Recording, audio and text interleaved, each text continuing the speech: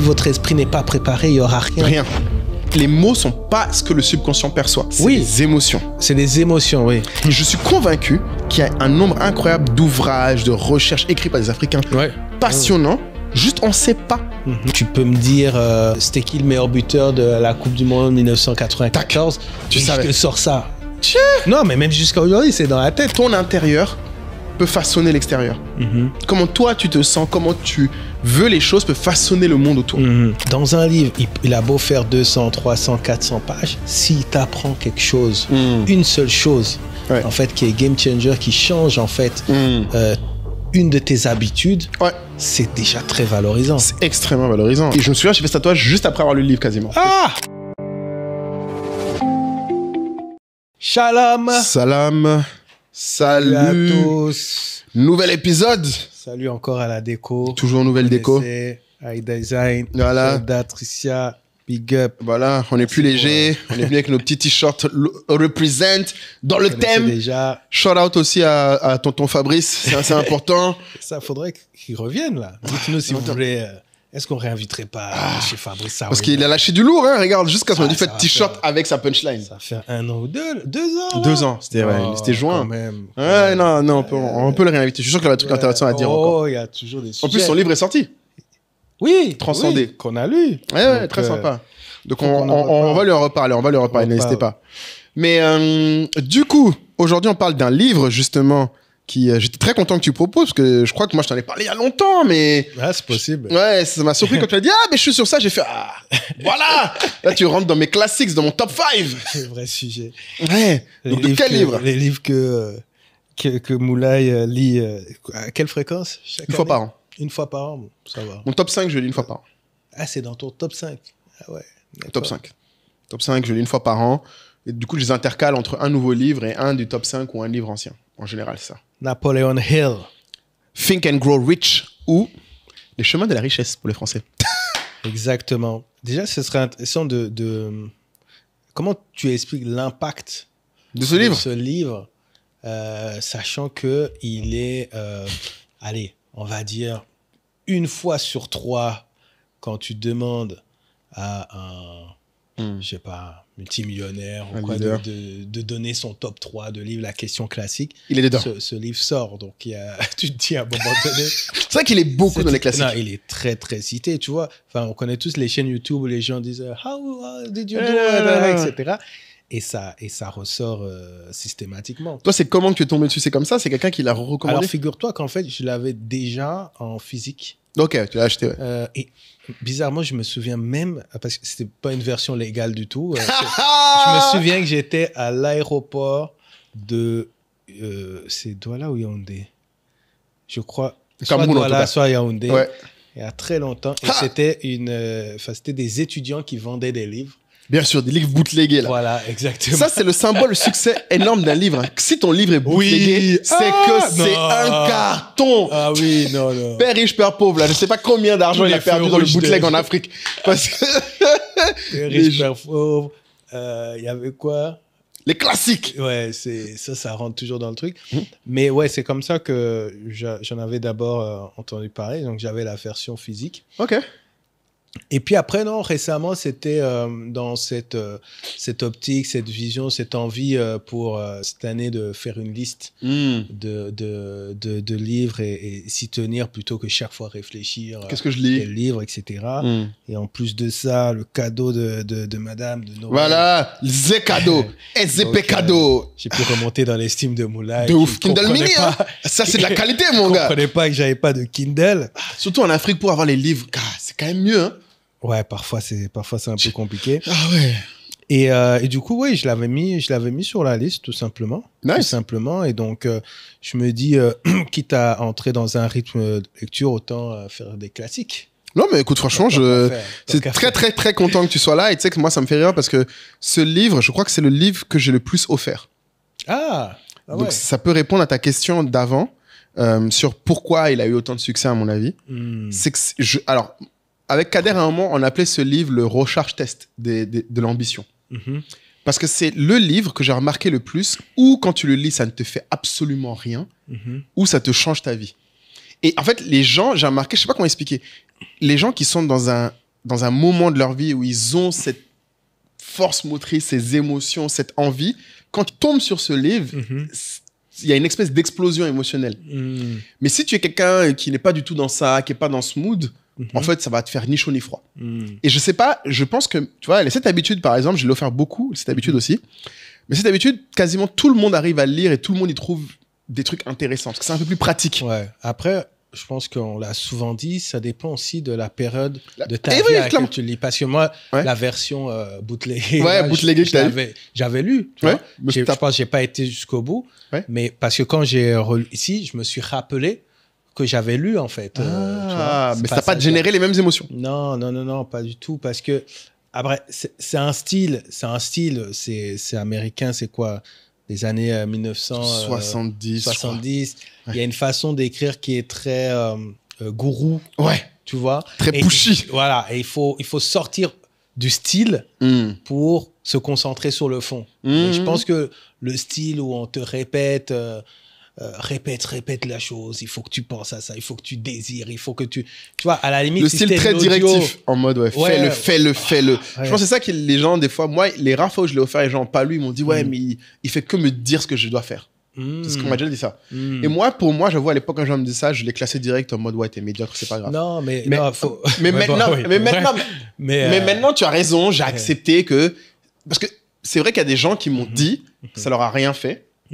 Mais en général, ceux qui m'ont dit que ça leur a rien fait, ils m'ont pas reproché quelque chose. Ils m'ont juste dit, ah non, ça m'a pas marqué. Ouais, mais moi, je te recommanderais, plutôt que d'abandonner tes amis qui ont mis du coup le livre de côté, c'est de leur proposer de le relire, soit de le relire, ou soit aussi, on parle pas assez du fait qu'il y a différentes façons de lire un livre. Ouais. C'est-à-dire que tu as le droit, tu es au milieu du chapitre, tu estimes que tu as compris le chapitre. Tu peux avancer. Tu peux avancer, tu vois. Clairement. Et c'est ça, en fait, qui permet, en fait, là, tu crées une relation, je trouve, avec le livre, tu vois. C'est comme si c'était une discussion. Je dis, ouais, ok, ouais, là, je te suis. Bon, mais qu'est-ce que tu dis après, tu vois? Voilà, ouais. Tu as le droit, en fait. Ouais, après, tu peux revenir, pas revenir, tu as le droit. Voilà, il faut sortir de cet esprit scolaire où, oui, bac de français en seconde. Ouais. Lisez Balzac. Je te jure. Madame de Bovary, Exactement. Donc, il faut s'amuser à lire, il faut confronter son expérience, en parler comme on en fait là. Et puis après, tu vois les choses sous un autre angle. Et même si, et ça, je crois aussi qu'on l'a beaucoup dit, peut-être qu'il faudrait faire un podcast sur pourquoi, en fait, les livres ont un véritable impact. Pourquoi, en fait, c'est urgent de lire. J'ai écouté même un podcast sur ce sujet récemment qui allait même dans les délires. En tout cas, tu expliquais même l'aspect scientifique de l'importance de la lecture. Et donc, à partir de ça, il faut vraiment comprendre que dans un livre, il a beau faire 200, 300, 400 pages, s'il t'apprend quelque chose, une seule chose, en fait, qui est game changer, qui change, en fait, une de tes habitudes, c'est déjà très valorisant. C'est extrêmement valorisant. Et en fait, c'est inestimable.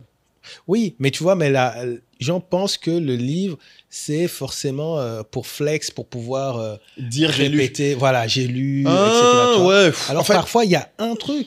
David, il nous disait, parfois, il lit un livre, au bout du 3e chapitre, il arrête, mais il trouve ce livre génial. Très bien, oui, t'es content. J'avoue, David avait bien expliqué ça. Et d'ailleurs, Kader aussi disait ça, parce que c'est Kader qui m'a fait lire Think and Go Rich, comme je t'avais dit. C'est lui qui m'avait dit, ça a changé ta vie, lis-le. J'ai dit, mais de quoi tu me parles, etc. Et un truc qui est vrai, pour moi, déjà, il faut que les gens comprennent, comme tu as dit, il y a un truc qu'il faut vraiment qu'on redise. Ce qu'un livre fait que même une vidéo sur le livre ne fera pas, c'est qu'un livre vous pousse à imaginer et vous fait passer des mots aux émotions. En fait, quand tu lis, tu crées quelque chose dans ton esprit. Ce qui n'est pas le cas quand tu regardes un film. Ou même quand tu écoutes, malheureusement, tu n'as pas ça. Un peu mieux, apparemment, mais c'est pas comme quand tu lis. Quand tu lis, il y a un vrai travail. Parce que tu sais, il y a des gens qui vont, quand ils lisent, en fait, ils lisent dans leur tête. Donc, ils entendent leur voix dire des choses. Des fois, les gens mettent les émotions, imaginent le secte, imaginent le cadre, etc. Donc, ça travaille, ça fait bosser ton cerveau et ton cœur d'une manière qu'un film ou une série ou n'importe quoi ne fera pas. Tu vois, les gens qui me disent j'ai pas lu le livre, mais j'ai vu la série, je fais bon, ok. Non, mais en fait, et c'est souvent. Les gens d'Harry Potter. Voilà. Non, mais je pense que beaucoup de gens. Exactement, moi j'ai lu ça. Qui n'a pas fait nuit blanche sur Harry Potter? Tu n'as pas vécu, tu n'as pas fait nuit blanche sur Harry Potter. C'est important, c'est ça la vie. Et je dis souvent aux gens, c'est parce qu'en fait, en vrai, c'est pas l'information dans les livres qui est importante. C'est quelle action ou quelle émotion tu en tires. Exactement. Franchement, c'est pas l'information. Sinon, elle est partout, l'info. Comme en plus, avec ChatGPT, maintenant, on va avoir encore moins besoin avec tous ces trucs. L'info, déjà, ça n'avait plus de valeur avec Google. Déjà, avec la recherche en ligne, ça n'a déjà plus de valeur une info parce que tout le monde peut la trouver. Mais vraiment, l'émotion, l'action. Moi, je sais que tu as raison. C'est quand tu disais que le livre, pourquoi moi, je trouve qu'il a marqué les gens, c'est que vraiment, moi, personnellement, je sais quand je l'ai lu, j'étais vraiment à une croisée des chemins dans le sens où c'est là où j'ai vraiment accepté le fait que je voulais être ambitieux. Enfin, que je voulais traduire mon ambition en résultat. Parce qu'avant, j'avais des bonnes notes. J'étais à Dauphine. Je me souviens, c'était en 2e année quand j'ai lu ce livre. Mais c'était pas important pour moi. Moi, j'étais en mode, je fais le minimum d'efforts, maximum de résultats. Tu vois. Vraiment, on cruise. Mais vraiment... Mais c'est quoi? C'est l'aspect qu'il décrit dans les premières lignes que... En fait, il y a une méthode que les gens ne deviennent pas riches par hasard et que ça a été prouvé. Il y a une méthode d'y arriver. C'est ça qui te capte quand tu es en 2e année? Non. En 2e année, je me souviens, ce qui m'a beaucoup marqué, et je ne sais pas si c'est le cas pour beaucoup de gens, c'est qu'en fait, j'ai grandi dans un environnement où j'ai l'impression qu'être riche n'était pas bien. Ah, ok. Je sais pas comment expliquer. Cette envie d'avoir de l'argent. Bon, je pense qu'Kader en a parlé un peu. Oui, on en a beaucoup parlé. On est dans l'épisode, mais il y a ce point, et surtout le gros point que moi j'ai beaucoup aimé. Je crois que dès le début, il dit la richesse, ce n'est pas que l'argent. Il explique qu'une mère, une bonne mère qui a une famille heureuse et soudée est riche. Et il parle de la santé aussi. Tu sais, dans le livre, il parle d'amour, il parle de sexe, il parle de beaucoup de choses. En fait, ce qui m'a beaucoup touché dans ce livre, il en parle vite fait. Vite fait. Mais rapido, ça passe, tu vois. Non, mais en fait, c'est que c'est... Va pas me le faire passer. Non, tranquille. Mais ce que je veux dire, c'est que c'est holistique dans le sens où, en partant de l'argent ou de la richesse au sens pécunier, c'est l'un des premiers livres où j'ai lu qui parlait en fait de façon holistique de la vie. Et je pense que c'est ça, beaucoup de livres de développement personnel n'arrivent pas forcément à faire. Souvent, ils ont un axe et ils te focusent sur cet axe pour résoudre ce problème. Tu veux être plus productif, tu veux être plus créatif, tu veux être mieux leader, mieux manager. Celui-là, il a ce truc de, assez holistiquement, te pousser vers le meilleur de toi-même. Et surtout, il y avait un autre truc que moi, je n'avais pas trouvé dans d'autres livres, c'est qu'il te pousse à être authentique. En fait, il met beaucoup en avant à quel point les gens qui ont réussi sont différents des autres. Bon, quand on me connaît, on sait que c'est un truc qui forcément me touche parce que dans beaucoup d'autres littératures, c'est plutôt en avant à quel point il y a très peu de cas où on met en avant l'exception. Dans les livres d'aventure? Même dans les livres de développement personnel. Ah, dans les livres de développement. En fait, même dans la littérature de manière générale, tu as les héros. Si on pousse justement à... Si tu veux dans le top 1%, etc., c'est plutôt ça qu'on met en avant. Ouais, mais ils te le mettent pas en avant en mode... Ils mettent en avant tout le monde peut l'être. Mais il y a vraiment beaucoup d'histoires. Ah, je vois ce que tu veux dire. Il y a beaucoup d'histoires de gens. Tu vois l'histoire d'Edison, l'histoire mais c'est marrant parce qu'effectivement, on disait même en off, on se disait qu'on a l'impression qu'on voit en fait l'auteur dans sa petite pièce en train d'écrire. En termes de chuchoter, je vais vous dire un secret. Exactement. Tu vois, et donc voilà, le club là, si vous voulez y entrer, c'est comme ça, etc. Ouais, donc ce côté, je pense, de connaissance, c'est ce côté, voilà, il y a les déviants qui sont là. Voilà. Je t'explique comment ça marche. Voilà, qui ils sont, en fait. Voilà. Et parce que je trouve, tu vois, il parle vraiment de l'histoire des gens. Il te dit, ah, mais Edison, en fait, il a fait ci, il venait de là, il a fait ci. Voilà qu'est-ce qui lui est arrivé. Après un moment, tu vois, il parle même de Mahomet dedans. C'est un passage, moi, un des passages préférés, quand il parle de Mahomet. En quoi Mahomet? Parce qu'il dit, Mahomet est l'un des seuls prophètes qui n'a pas fait de miracle, mais qui a créé la dernière des grandes religions, qui a intégré toutes les autres. Donc il dit, en termes de leadership, c'est rare parce que les autres leaders spirituels ont performé des actes de foi et mystique qui justifiaient la croyance des gens. Alors que lui, non. En plus, il a commencé assez tard comparé à Jésus, par exemple, parce que lui, c'est 40 ans de ce qu'on sait. Et donc, 10 ans en plus de galère avant qu'il ait même ses... Et qu'il termine aussi haut. Donc, je sais pas comment l'expliquer. Je pense que c'est le côté illustration des parcours individuels. Après, ça se retrouve peut-être un peu dans le podcast qu'on fait là, mais j'aime beaucoup l'idée que l'individu... Parce que beaucoup de trucs que je lisais autres, c'était plus le système. Les gens sont comme ça, il faut faire ci pour être comme ça. Ouais, je vois. Ouais, mais du coup, tu as beaucoup aimé, je pense pas que tu aies eu l'excellence de Robert Greene. Ah non, je l'ai pas lu celui-là. Vraiment... J'ai lu ces 51 lots. Tu vois, par exemple, les 51 lots, c'est très... Oui, mais excellence, c'est pas comme ça. Parce que c'est vraiment, intéressant. L'individu, il t'explique, enfin, il va vraiment au bout de cette définition de l'excellence. Intéressant. Mais en prenant l'angle, effectivement, des parcours exceptionnels, de Mozart à... tu vois, mais je vais le prendre celui-là. Voilà, là, tu me mets bien, là, voilà. Toutes ces personnes-là. Et du coup, ce qu'on a prévu de faire, ce qu'on s'était dit, c'était peut-être d'échanger sur peut-être les éléments d'abord qui nous ont marqués, les éléments qu'on a et peut-être qui nous ont marqués de manière globale. Parce qu'on en a un peu parlé. Maintenant, c'est de parler quels sont les passages qu'on a particulièrement aimés et puis peut-être sur ce qu'on n'a pas aimé. Très intéressant. Et puis après, moi, j'allais commencer par un truc qui n'est pas coutume, c'est dire si tu veux résumer le livre en un mot. Toi, qu'est-ce qui t'a, en une chose qui t'a marqué dans le livre? Honnêtement, c'est... J'allais aller sur la facilité argent, mais je dirais c'est vraiment la foi ou le désir. Ouais.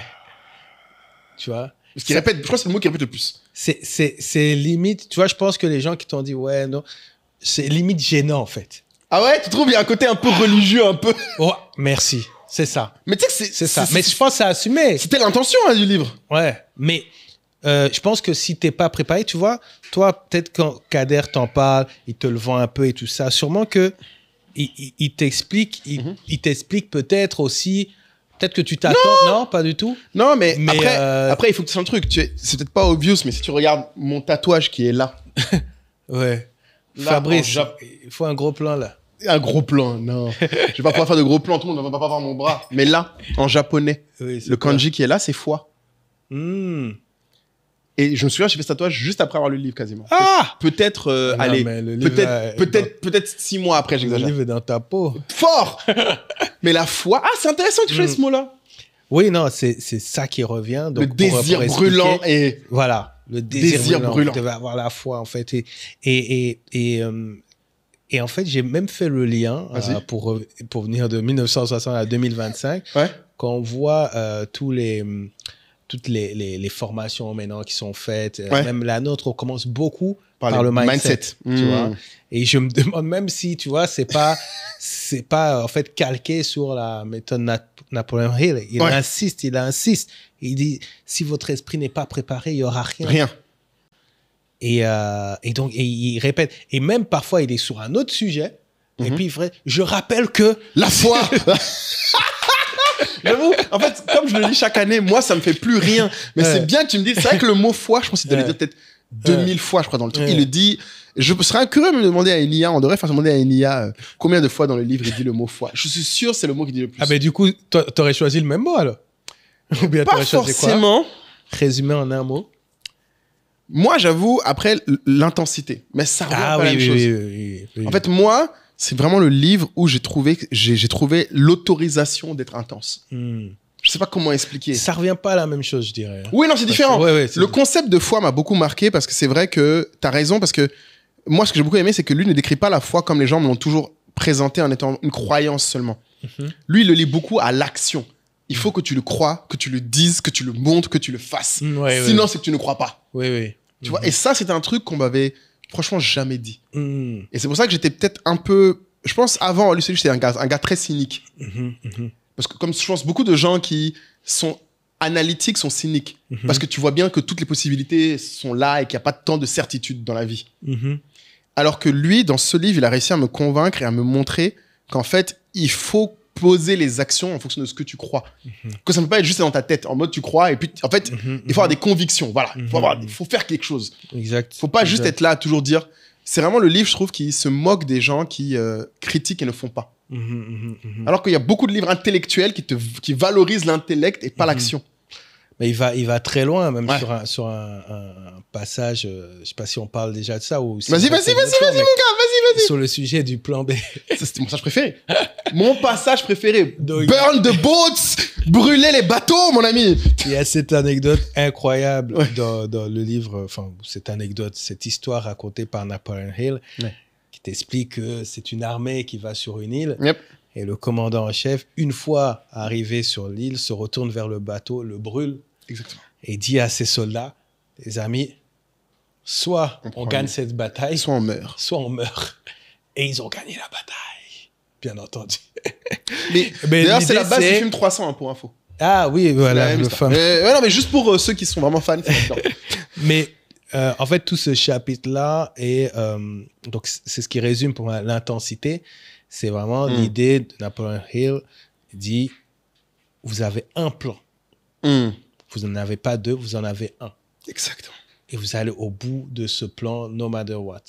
Et donc, ça va un peu avec ce que tu disais sur l'action, quoi. C'est, il faut que je fasse. Tu vois, parce que tu n'as pas de plan B. Et parce que si tu fais rien aussi, il n'y a rien.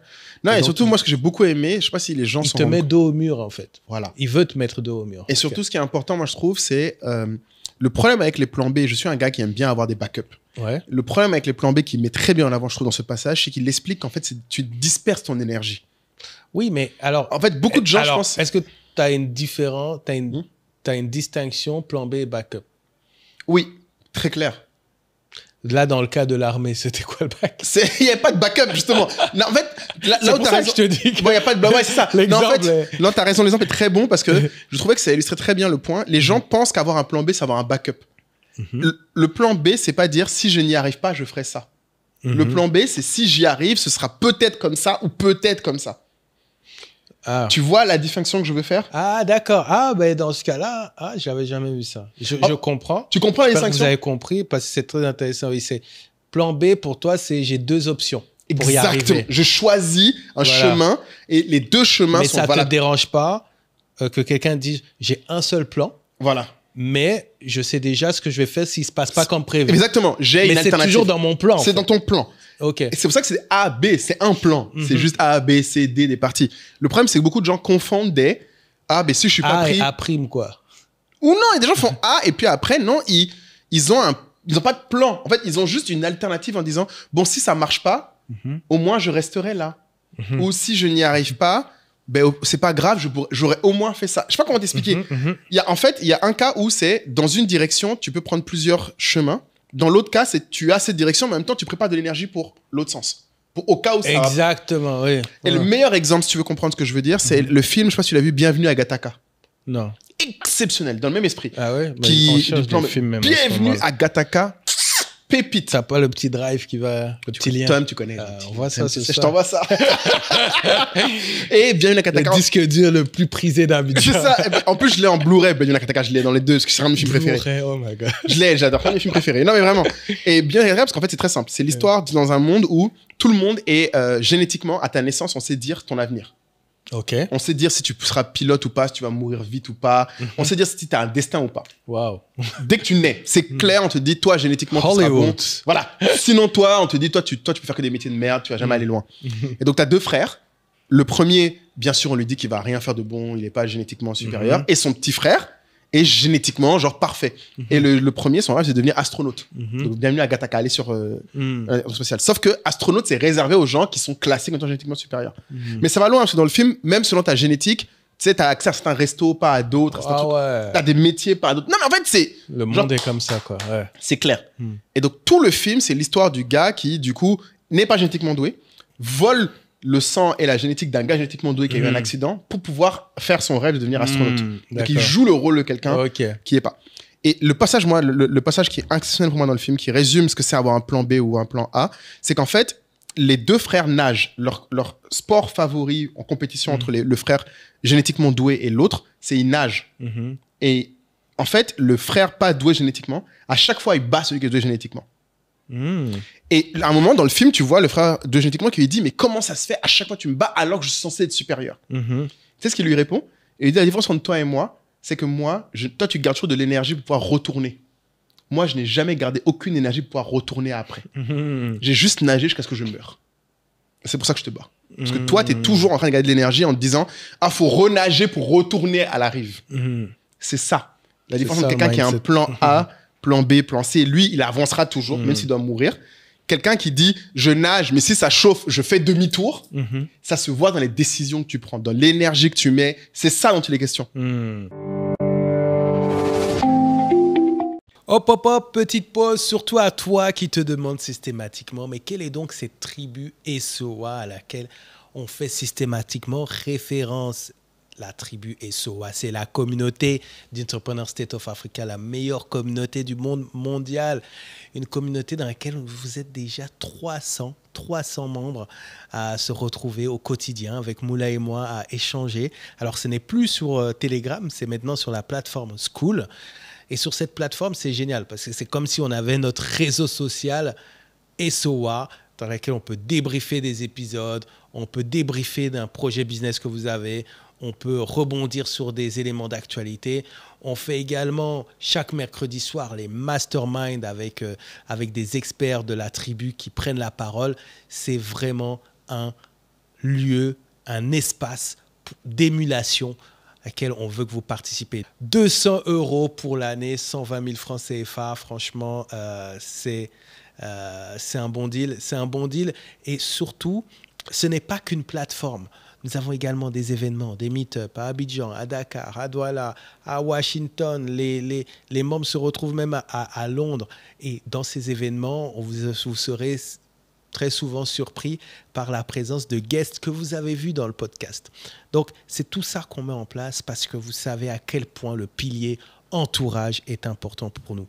Il est important d'avoir un bel entourage. Il est important d'être conscient de son ambition. Il est important d'être conscient de son entourage.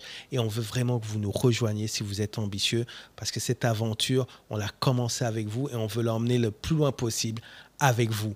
Donc, à très vite dans la communauté et je vous laisse suivre l'épisode. Ouais, ça illustre encore une fois le mindset dont Napoléon Hill parle. Ouais, c'est ça. C'est vraiment cet aspect de... comme l'intensité, si c'est c'était le dernier jour, quoi. C'est l'intensité. En tout cas, c'est vraiment le fil conducteur de je suis content que t'aies retenu ça de mon... Franchement, non, je l'ai retenu. Si tu le vois pas, tu vois... Non, mais les gens qui le voient pas. Mais maintenant, après, c'est l'adhésion. Ça, c'est encore non, autre chose. Non, c'est autre chose. Non, on est d'accord. Tu vois, c'est encore autre chose. Donc toi, tu n'es pas un amateur de la foi brûlante et du désir brûlant?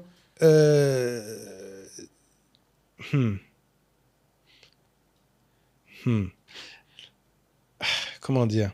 En fait, si tu veux, parce que sinon je risque de me contredire après. Ah, bien fouille, t'as le droit de te contredire, Kaïd. Tu sais que moi, j'aime ça. Il n'y a pas de problème.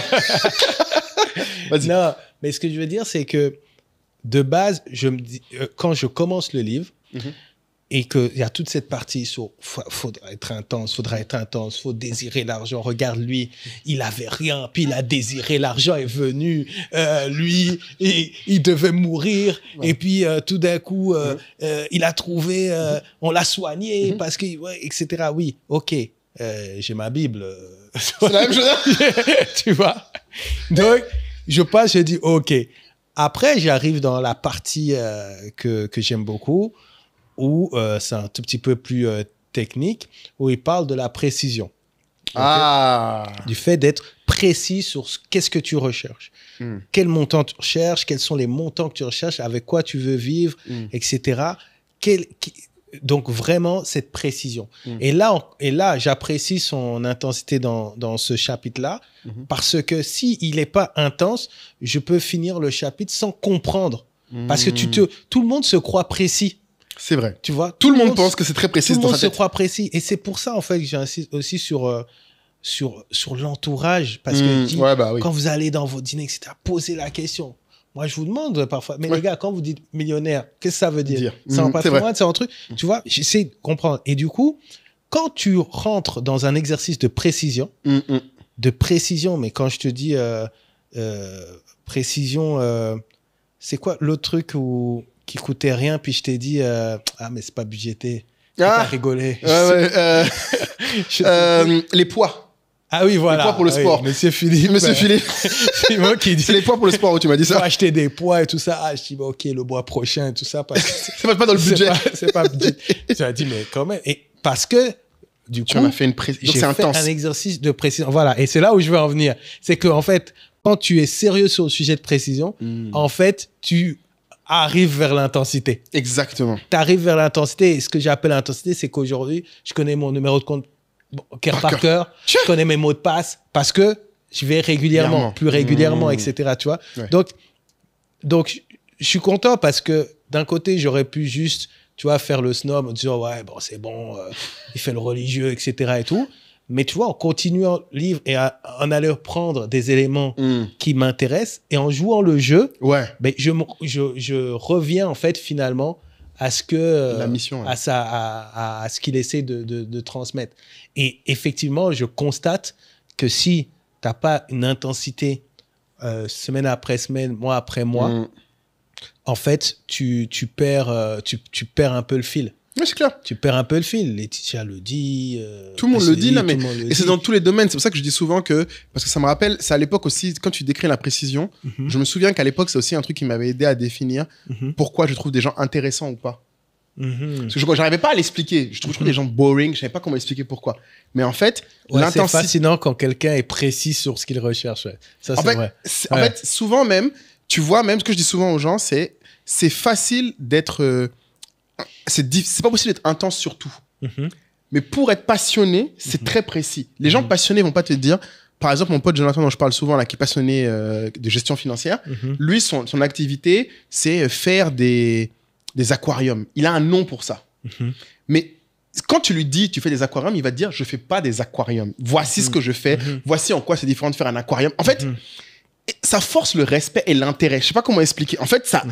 Tu vois l'individu. En fait, l'authenticité de quelqu'un se mesure beaucoup aussi à sa précision de ses centres d'intérêt, de ses convictions. Exactement. Et de la même manière, très souvent, on va avoir cette phrase, on dit « Ah, j'aime beaucoup les gens passionnés. Mais en fait, ce qu'on aime, c'est ce côté-là, c'est cette intensité qu'ils ont et ça te porte, ça te surprend. C'est, dans le meilleur des cas, même, c'est contagieux.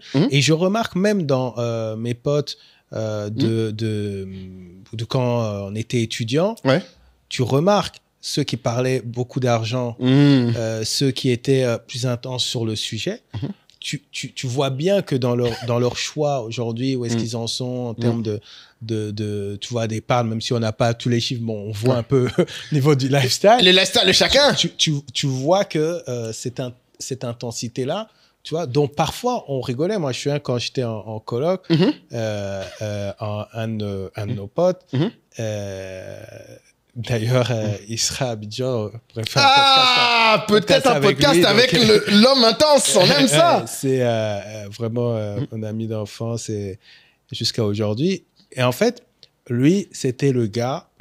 Tu vois, c'est ce qui fait que dans nos cas, on a été 2 fois en coloc, une fois à Bordeaux, une fois à Londres. Il n'y a jamais eu de problématique, mais je pense sincèrement que c'est lié à sa vision de l'argent. C'est-à-dire que, en gros, au début, on connaît, par exemple, tu vas faire des courses, puis tu vois, moi, je vais prendre, je sais pas, Pringles et tout.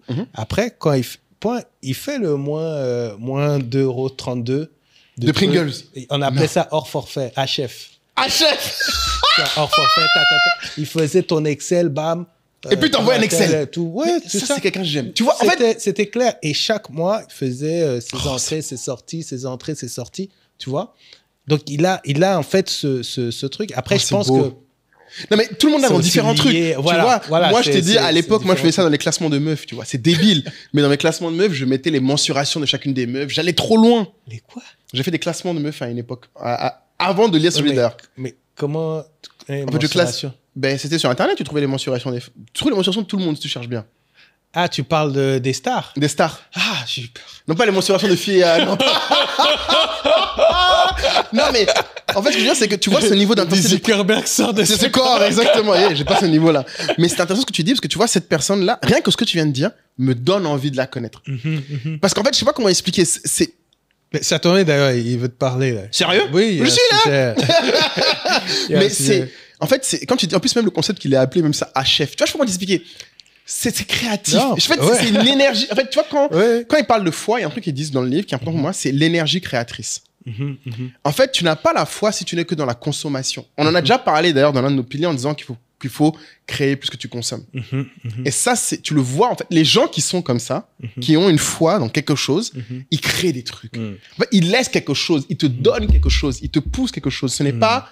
Ils sont pas juste dans le « Ah ouais, ok, bon, ok, on va faire. » Il y a un truc. Et franchement, Donc toi, t'as la précision, c'est ça qui, ouais, j'avoue, ouais, la précision. Et après, ça me permet de voir plein de choses que je faisais pas assez bien dans la précision. Et je veux vraiment interpeller vraiment les gens qui nous écoutent, parce que je pense que beaucoup se disent, ah, mais moi, il faut que je fasse l'argent, là. Tout le monde se dit, tu vois. Ou alors, mais les gens ne vont pas. Ce que permet ce livre, c'est d'avoir quand même un chemin. Encore une fois, je suis le premier à dire, il y a des passages, tu peux. Mais en tout cas, une trame de méthodologie, tu l'adaptes comme tu veux, mais méthodologie qui consiste à avoir en fait certains réflexes. Parce que juste aller dire en story, sur Twitter, etc. L'argent est bon, l'argent, etc. Je cherche l'argent. Ou le samedi soir avec tes potes, ouais, il faut qu'on fasse l'argent. Voilà, faire des blagues sur l'argent. Le dimanche midi, ouais, au brunch, ouais, il faut qu'on fasse l'argent. Voilà, exactement. Ça, c'est pas l'intensité dont il est question. Rien à voir. En fait. Ouais. Parce que vous serez surpris. Enfin, la manière dont il décrit les gens intenses. Et d'ailleurs, on a parlé la fois dernière de Rockefeller qui était totalement habité, en fait, c'est le mot. C'est-à-dire que, d'ailleurs, je pense que c'est une bonne chose si le livre vous dérange un peu même. C'est le but. Ouais, t'as raison. Voilà, parce que là, ça veut dire que, tu vois, c'est un peu comme dans l'épisode où on disait les niveaux. Oui. Ça veut dire que ça va te permettre, tu vas être un peu gêné, tu vas maintenant te dire, OK, bon, maintenant que je sais que les gens, ces gens-là, sont comme ça. C'est comme ça qu'ils sont, je peux décider, est-ce que je veux être comme ça? Et à quel niveau? Tu vois? Est-ce que je vais être comme ça? Il y a des gens qui, tu vois, c'est du lundi au dimanche, et 24 sur 24. C'est ça qu'ils pensent. À l'argent. Donc, tu développes pas en fait des richesses sans comme ça. Tu deviens pas Elon Musk, tu deviens pas ces gars-là. Et c'est quand tu lis la biographie d'Elon Musk que tu comprends aussi qu'il était comme ça. C'est ça. Mais tu vois, après, le paradoxe, c'est que souvent, quand tu vois des gens fortunés, que ça soit dans des interviews ou quoi, tu les vois très posés. Moi, ça fascine toujours, souvent, tu les vois posés dans des interviews, etc. Et parfois, à part des excentriques. Ouais. Mais du coup, ça peut donner l'impression de facilité. Mais c'est pas parce que le gars est posé comme ça que dans sa tête, c'est pas un malade. C'est clair, il se passe pas 15 000 trucs. Oui. Et je tiens à dire que tu es le parfait exemple de ça. C'est-à-dire? En fait, c'est-à-dire que je me souviens, ça c'était avant même qu'on fasse le podcast, je sais plus, un jour, quelqu'un m'a dit, ah, mais tu connais Kaï, nanana. Et je sais plus, la personne m'a dit, ah, mais Kaï, il est très effacé, nanana. J'ai dit, non, c'est lui, tu vas pas parler. La personne m'a dit, pourquoi? J'ai dit, je ne pense pas avoir vu quelqu'un qui me pose des questions aussi précises que Kaï. Et on se parle même pas si souvent que ça. Et la personne m'avait dit, mais pourquoi ça t'a marqué? Je dis, parce qu'il est pas comme les autres. Et je l'ai dit, j'ai dit, franchement, je sais reconnaître les gens qui sont basiques. J'ai dit, Kaï n'est pas basique. J'ai dit, peut-être que il t'a pas parlé ou il est chill, il est truc. Et je me souviens que toi, c'est un truc qui m'a toujours fait rire. Kader aussi est un peu comme ça, mais toi, plus que lui. Beaucoup de gens pensent que vous êtes très, je sais pas, effacé ou que vous n'avez pas d'opinion. Juste parce que vous n'êtes pas tout le temps en train de vociférer comme je peux le faire. Ah oui, bah après, c'est peut-être qu'on va choisir ce qu'on va dire devant un micro ou pas. C'est peut-être que ça se ressent. Même dans les soirées, j'ai l'impression. Les gens, en fait, quand les gens vous croisent, ils ont l'impression... les gens ont déjà te faire la remarque. Je veux que les gens te disent, mais tu devrais dire ça plus fort, tu devrais le dire plus souvent, tu devrais parler plus souvent. Mais ça veut pas dire que tu le vois pas, tu le penses pas, tu n'agis pas. Mais après, tu vois, tu parlais de l'énergie créatrice. Je pense que c'est difficile d'être intense ou stimulé par des personnes qui ne le sont pas. Ça, oui. Tu vois, c'est sûr. Tu vois, et alors que les personnes qui sont pas habitées par quelque chose, ils espèrent justement que tu leur transmettes, tu vois, que tu leur mettes le truc. Tu vois, donc quand tu dis souvent, ouais, mais moi après, ma batterie sociale, elle donne, c'est parce que toi, au contraire, tu as une générosité, parfois, tu vois, sur un événement où tu vas... En tout cas, si tu es à l'événement, tu vas pas trier, tu vois. C'est ça, tu vas être, tu vois, dans cette intensité. Donc, les gens, entre guillemets, ils prennent cette énergie. Alors que... Toi, tu réussis à mieux gérer quand même. Ouais. Je vais vraiment gérer parce que... j'avoue, peut-être que je fais pas ça. Tu vois, après, c'est juste moi. Je peux pas être, en fait, intense sur parfois des small talk, etc. J'aime beaucoup le small talk, mais je peux pas forcément être intense, tu vois. C'est intéressant parce que ce que tu me dis là, j'avoue, même moi, j'ai pas réfléchi, mais tu vois, par exemple, quand je repense Et le paradoxe, c'est que les gens vont t'identifier peut-être comme plus social. Oui, alors pas du tout. C'est ça qui est très drôle. Oui. La conclusion, c'est que l'énergie mise au moment présent donne l'impression qu'en fait, tu prends un plaisir incroyable, alors que c'est pas corrélé. Ouais, c'est pas corrélé. Mais ça, c'est... Moi-même, j'ai eu du mal à comprendre ça. Ah, sérieux, ouais. Ouais, j'ai du mal à comprendre ça. Après, j'ai un cas à la maison qui est comme ça, où tu as compris que c'est pas corrélé. Elle, c'est ma goût intense. C'est pour ça, elle sait. C'est pas corrélé, ouais. Mais c'est intéressant ce que tu décris parce que ça me rappelle le meet-up qu'on a fait du coup à Abidjan sur la précision encore. Tu te souviens quand on a posé la question aux gens de la tribu avec qui ils voudraient dîner du podcast? Ouais. Ils ont tous répondu des choses, ils étaient tout contents. Et après, tu leur as... Ils savaient pas qu'il y avait un piège. La question piège derrière. Je leur ai dit, qu'est-ce que tu leur demanderais? Qu'est-ce que tu dirais? Ou pourquoi cette personne? Et la plupart, en fait, n'avaient pas de trucs spécifiques à demander, ni de... Et je leur ai dit, c'est ça, ça pour moi, c'est ce qui montre qu'ils n'ont pas de plan clair. Et qu'ils n'ont pas ce fameux truc, cette foi et ce désir brûlant. Parce que quand tu as une foi et un désir brûlant, tout ce qu'on t'amène, tu vas essayer de le ramener à ça. Tu vas essayer de trouver quelque chose qui t'amène là-bas. On t'amène à un restaurant, tu penses à ça. On t'amène à un repas, tu penses à ça. On t'amène à l'église, tu penses à ça. Tu vas... Et c'est ce qui fait que l'univers, en fait, indirectement, et que les choses, en fait, vont se mettre en place parce que tu ramènes tout à ça. C'est ça. Et c'est ça qui était... Moi, c'était marquant parce que, tu vois, là, je repense à un autre exemple. C'est l'autre jour, j'ai fait un événement au Noom, là, sur un truc de tech. Et il y a un jeune qui est venu me voir en me disant « j'écoute votre podcast, merci beaucoup. » Je dis « écoute, merci, pas de souci. » Il me dit « je voudrais discuter avec monsieur Philippe Simo. » Je dis « ok, pourquoi ?» Il me dit « mais comme ça pour lui parler. » J'ai dit « non. » Et alors, je pense que c'est la première fois que quelqu'un lui a dit non comme ça. J'ai dit non, en fait. J'ai dit, tu as quelque chose de précis à lui demander? Il me dit, oui, je veux des conseils. Sur quoi? Tu gâtes les opportunités de Philippe. Non, je demande aux gens. J'ai demandé, j'ai dit sur quoi? C'était une opportunité pour Philippe. Si le gars là n'avait pas l'occasion de dire pourquoi. Si tu crois que moi j'ai parlé comme ça, tu crois que Philippe lui aurait dit quoi? Non, je lui ai dit, et j'ai dit, écoute, je t'explique. Et je me souviens, j'ai demandé, mais pour faire quoi? Qu'est-ce que tu veux faire? J'ai même pas dit, qu'est-ce que tu lui demandais? J'ai dit, tu veux faire quoi? Il dit, je veux des conseils. Je dis, mais pourquoi lui doit te donner des conseils? Pourquoi lui prend de son temps pour te donner à toi? Je donne-moi au moins une raison. Et je me souviens, on est resté 5 minutes et je lui ai dit, donne-moi une raison. Une raison d'être son avocat, quoi. Oui, un truc pour que j'amène. Moi, je veux bien, j'ai pas de problème. Je lui ai dit, mais une raison. À la fin, il m'a dit, non, monsieur, vraiment, je sais pas, je suis pas préparé. Je vais réfléchir. J'ai dit, écoute, voilà mon numéro. Le jour où tu es prêt, écris-moi. Mais tu vas pas aller voir des gens. J'ai dit, ce que je viens de te faire là, les gens te le diront peut-être pas, mais c'est ce qu'ils pensent. J'ai dit, moi, j'ai peut-être la candeur ou la brutalité de le dire, mais la plupart des gens importants, c'est ça qu'ils pensent. Pour en avoir croisé beaucoup, en fait, si dans les 3 premières phrases, ils n'arrivent pas à détecter que tu es précis et à pouvoir voir que tu es différent ou que tu as quelque chose de spécial, ils vont zapper. Ils n'ont pas le temps, ils doivent alterner tout le temps. Donc, c'était... Ce que tu décris, j'avoue, beaucoup de gens ne le voient pas. Je renvoie les gens, bon, ça c'est pour les gens de la tribu, ceux qui ne l'ont peut-être pas suivi, mais dans la section Classroom, de school, on a la masterclass sur le plan, en fait, sur la précision. Moula et moi, on a partagé la manière qu'on avait de réfléchir à nos plans, le niveau de précision. Toi, le tien était bien précis. J'avoue, toi, c'était. Toi, c'était long. Non, moi, c'était court, mais toi, c'était long. Limite, il y avait la plaque d'immatriculation de ta voiture. Mais toi, t'avais un niveau de détail dans les. T'avais écrit un paragraphe là, un truc oui, mais là, je l'ai toujours. D'ailleurs, maintenant que j'ai. Enfin, même sur mon drive, je l'ai toujours. Tu continues à écrire en plus. Ouais, toujours. En permanence. Non, c'était beau. En permanence. Et d'ailleurs, je m'étais fait voler mon précédent ordi où j'avais fait cet exercice-là au tout début de ma carrière entrepreneuriale. Ok. Et c'était un truc sur 10 ans. C'était l'exercice de Brian Tracy, etc. Ah oui, je vois très bien. Donc, il insiste là-dessus. Il insiste sur l'intensité, sur la précision, sur la visualisation des choses. Et vraiment, si vous lisez ou si vous l'avez déjà lu ou si vous voulez revenir dessus,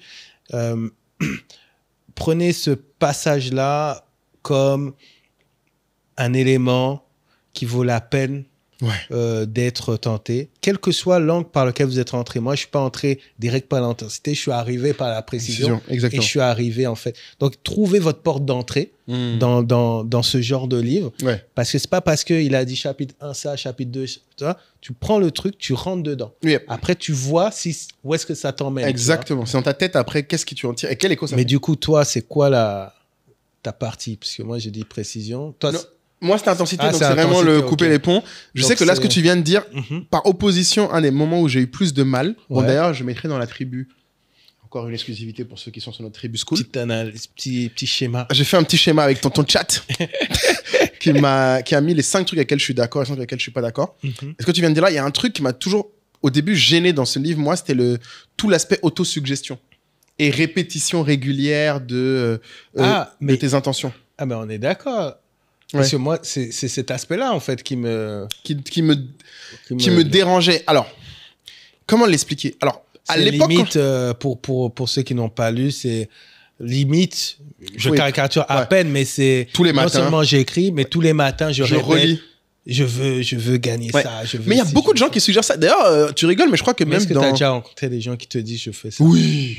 Tous les jours. Tous les jours. Mais d'ailleurs, je sais pas si... Alors... Kader. Non, Kader... il a ciblé un coupable potentiel. Bon, à une époque, il faisait... À une époque, il faisait... Je sais pas s'il fait encore, mais à l'époque, il faisait... Non, mais ce que je veux dire, c'est que... non, franchement, je sais pas, l'autre jour, j'ai fait un meet-up sur, justement, spiritualité, entrepreneuriat. Ah oui, j'avais vu. Et justement, l'une des dames qui était là, mince, je me souviens plus de son nom, c'est dommage, c'était super intéressante. Elle disait que, je sais pas si c'est dans son église ou un truc, il faisait ça. Ah oui, mais d'ailleurs, on l'a vu même à l'école. Ouais. Non, mais voilà, à l'école IGF aussi, le font. Non, c'est un process vraiment, pour le coup, connu. Vraiment, et qu'il y a plein de gens qui l'adoptent. Moi, juste, ce que j'en ai retenu pour avoir lu beaucoup de fois le livre, et j'ai compris pourquoi ça me dérangeait, c'était parce qu'en fait, je pense que beaucoup de gens ne comprennent pas que le but n'est pas juste d'écrire ou pas juste de... Bon, il faut dire qu'il faut être précis pour écrire, c'est déjà très bien. Mais en fait, il met beaucoup d'importance à la charge émotionnelle que tu mets quand tu dis les choses. Et je trouve que c'est ce que beaucoup de gens négligent dans l'autosuggestion. Oui, il le dit, vous allez nourrir votre subconscient. Exactement. Et si votre subconscient est touché, si votre subconscient est convaincu, si votre subconscient maîtrise le plan, exactement. En fait, tu vas aller encore plus vite, finalement. Et c'est ça qui est intéressant, c'est que j'avoue, il explique bien qu'en plus, les mots sont pas ce que le subconscient perçoit. C'est des émotions. C'est des émotions, oui. Et beaucoup de gens ont tendance... Ouais. Non, mais tu vois, c'est cette partie qui est difficile. Moi, c'est difficile parce que est-ce que dans l'autosuggestion, tu ressens l'émotion? C'est ce qu'il veut. Lui, ce qu'il veut. Il faut que tu fasses tellement d'exercices d'autosuggestion que tu arrives à ressentir l'émotion. À chaque fois. Et d'ailleurs, ce qu'il précise dans le livre, si tu le lis plusieurs fois, moi, quand j'ai lu, j'ai remarqué, il disait vraiment, en fait, limite, tu dois écrire de la manière, les mots que tu mets doivent être ceux qui te génèrent le plus d'émotions. Il le dit à un moment, il dit, en fait, limite, écris-le différemment à chaque fois, jusqu'au moment où tu trouves la formule qui te génère le plus d'émotions. Et c'est celle-là que tu répètes. Jusqu'au moment où ça ne t'en fait plus. Et là, tu cherches encore une nouvelle formulation, idéalement plus précise, qui te fait encore de l'émotion. Et ouais, c'est comme quand tu recherches ta vision, c'est vrai que... Tu cherches, en fait, tu tâtonnes avec les émotions. En fait, et tu utilises un peu ton fort intérieur comme un guide pour voir à quel point c'est précis et à quel point ça te tient aux tripes. Donc franchement, moi, cette partie... Elle est difficile. Je pense que c'est la partie la plus difficile du livre. Enfin, parce qu'il le sort à toutes les sauces. À tout moment, il te le balance. Autosuggestion par-ci, autosuggestion par-là. Ça a vraiment beaucoup alimenté, je pense, ma résistance au livre. En tout cas, il y a beaucoup de passages où j'ai eu beaucoup de mal à cause de ça. Ouais, mais toi, est-ce que le fait que tu aies un plan, c'est clair, peut-être que tu vois cet exercice d'autosuggestion peut-être comme pas forcément pertinent, dans le sens où tu as déjà... dirais, les éléments émotionnels de ton plan. Tu sais comment activer. Activer, mais maintenant. Mais à l'époque, quand j'ai lu, ça me dérangeait. Oui. Et à l'époque, je te parle de Moulay en 2007, qui était en 2e année, qui venait de perdre le concours Goldman Sachs. Enfin, j'étais pas aussi... Je pense vraiment, j'étais loin même de connaître mes émotions personnellement. Et je pense, d'ailleurs, c'est une des choses de ce livre qui m'a beaucoup apporté, c'est qu'il m'a permis de considérer mes émotions comme étant valides. Je sais pas comment expliquer. Il y a très peu de choses où on te dit, beaucoup de choses, c'est de l'extérieur doit guider ton intérieur. C'est la première fois que je vois un livre qui disait ton intérieur peut façonner l'extérieur. Comment toi, tu te sens, comment tu veux les choses peut façonner le monde autour. Ce qui s'entend, même sans démonstration scientifique, ça s'entend parce qu'on le voit dans les choses qu'on aime sans effort, où toi, on se conditionne un peu et les choses se font un peu naturellement. C'est-à-dire, ton subconscient, il est là dès que tu as ton chanteur préféré dont tu entends la musique, où tu bouges, où tu vois, il y a pour des choses, je dis bien entre guillemets, plus futiles, on va dire, on le fait, mais c'est plus des choses auxquelles on a été exposé. Et très souvent, malheureusement, c'est en lien avec la consommation. Exactement. Donc là, il demande de faire cet exercice-là de manière consciente sur un sujet qui est l'argent, qui n'est pas un sujet pour lequel tu es exposé forcément quand tu es plus jeune. Et je le vois sur... tu vois, chaque fois... mes amis rigolent parce que tu vois, tu peux me dire c'était qui le meilleur buteur de la Coupe du Monde 1994. Tu savais. Je te sors ça. Non, mais même jusqu'à aujourd'hui, c'est dans la tête, tu vois. Moi, mes neveux, etc., quand ils ont des livres d'histoire de Coupe du Monde, tu vois, leur jeu, c'est qui a gagné la Coupe du Monde en 1970. Et je leur sors comme ça. Et je leur sors l'affiche de la finale. Mais un jour, je me suis dit, mais comment ça se fait que je peux, en fait, retenir ça? Tout ça, tu vois? Mais pourtant, peut-être qu'un bon documentaire que j'ai suivi il y a un mois, je m'en souviens pas trop, etc. Tu vois? Exactement. Les émotions n'étaient pas associées. Exactement, tu vois? Et donc, c'est là où le jeu maintenant consiste à, entre guillemets, comment dire, craquer un peu le système. Parce que si tu te dis, bon, moi, parler tout le temps d'argent, c'est pas mon truc, etc. et tout, c'est juste peut-être que l'argent, en fait, ne te procure pas, en fait, une émotion en tant que telle. Exactement. C'est quelque chose d'autre qui va t'y amener. Exactement. Donc, tu vas craquer le game en allant identifier quelles émotions, en faisant une réflexion, quelles sont les émotions que peuvent te procurer l'argent et comment. Tu vois, et tu vas aller chercher cette association, en fait. Les choses parfois triviales, comme tu dis, ou basiques. Chacun a son truc. Chacun a son truc. Et on revient toujours à la question du why. Et une fois que tu as ça, et quand tu arrives à trouver en fait cette émotion, et donc tu vas commencer à associer tes actions que tu poses, ta précision, le suivi de ton compte, ton épargne, etc., à cette émotion-là. Et là, c'est beaucoup plus fort. Et ça, c'est vraiment un truc que je découvre ça. Mais d'ailleurs, je ressens. Mais regarde, la plupart, même on a eu des invités qui l'ont dit, c'est valable même pour nous. Comment explique la plupart, s'ils passent un step en termes de gestion financière personnelle, quand ils commencent à fonder une famille? Ça crée une vraie... Les gens se disent juste, bah oui, c'est logique, il est plus responsable. Mais c'est pas la responsabilité, c'est l'émotion, en fait. C'est l'émotion qu'il y a derrière qui est drive la responsabilité. Qu'est-ce que tu veux devenir? Qu'est-ce que tu veux faire? Exactement. Qu'est-ce que tu veux que ceux que tu aimes ressentent? Quand ils parlent de toi, quand ils te voient. C'est ça. Qu'ils soient en sécurité et tout ça. Non, c'est super intéressant parce que j'avoue, même quand tu dis ça, j'espère que vous allez sortir votre podcast sur le foot, car il est temps. Fabrice. Non, les gars, faut sortir. PSG, là. Oui, mais bon, c'était... Après la demi-finale, là, il y a la finale. Il faut que tu continues, Kai. En fait, je sais pas. En tout cas, moi, je sais pas si vous êtes d'accord avec moi, vous m'écoutez, mais quand tu parles du foot... Non, mais il faut des gens plus intenses que moi sur le podcast. La question, encore une fois, ta précision fait ton intensité. Tu viens de dire que tu peux citer n'importe quel truc de match de foot. Je ne sais pas... L'histoire. Oui, là, mais non, j'ai plus le temps de savoir. Il nous faut un historien du foot. Je sais pas comment expliquer. Non, mais je n'aime pas le foot. Je vais te donner. Je veux dire, je n'aime pas le foot personnellement. Arrête de dire que t'aimes pas le foot. Non, je n'aime pas le foot. Franchement, je n'aime pas. Mais peut-être tu suis pas le foot. Je ne suis rien contre le foot. J'ai rien contre. Franchement, non. Mais non. Je disais. Non, je n'aime. En fait, je n'aime pas. C'est-à-dire, je ne suis pas. Je ne hais pas le foot. Je n'aime pas. Ok. Mais tu vois, même là, quand tu m'as parlé de cet exercice, juste même une vidéo de toi en train de répondre à ces quiz m'intéresserait. En fait, c'est pas comme si je vais faire quelque chose avec l'information. D'ailleurs, il y a un quiz génial qui tourne en ce moment. Ok. Je sais pas, tu connais Angie Martinez, host radio. Breakfast Club. Non, elle est dans la même radio. Oui, ok. Sur une autre émission. Ouais. Et elle était avec Nio. Ouais, bien sûr. Ouais. Et c'était génial, c'est l'animatrice, enfin, ils étaient tous les deux invités, et l'animatrice leur posait des questions, par exemple, sur enfin sur des refrains de classiques de R&B. Par exemple, Wow. quelle heure était-il quand les Destiny Child dit qu'il faut entrer dans le club dans Jumping? Et en fait, Mais c'est vrai qu'elle le disent à un moment. Ouais, le le chiffre. disent. Ouais. Nio, Il peut répondre. puis 11:30. Mary J. Blige, tu vois, qu'est-ce qu'elle a perdu Whitney Houston dans Whitney telle chanson. Houston, voilà, Et Nothing, tu vois, machin, C'est ça etc. l'intensité. Les gens étaient dans les commentaires, ils disent, mais ce gars, donc quand il disait I'm so sick of love songs, C'est une vérité, il va saucer comme l'autre. c'est vraiment ça. Et après, à un moment, il a dit, bon, je lui laisse 3 secondes avant que je réponde. Pour qu'elle tente. Pour qu'elle tente sa chance. Là, Ah ouais, non, mais ouais, je vais te dire. Mais c'est ça, ce niveau Mais c'est ça qui est d'intensité. passionnant. Et maintenant, comment est-ce que tu fais pour aller emmener ça? C'est-à-dire essayer d'identifier pour voir, pour comprendre ce dont on parle, quelque chose sur lequel vous êtes intense de manière naturelle. Ouais. Maintenant, quels sont, au lieu de juste dire, oui, mais je suis pas intense comme ça sur l'argent, sur la richesse, Ouais, en fait, je suis essayer de désolé. trouver Ouais. un truc, un lien. Faut craquer le truc, en fait. Putain, j'ai une idée de contenu incroyable, Kai. Toi versus ChatGPT.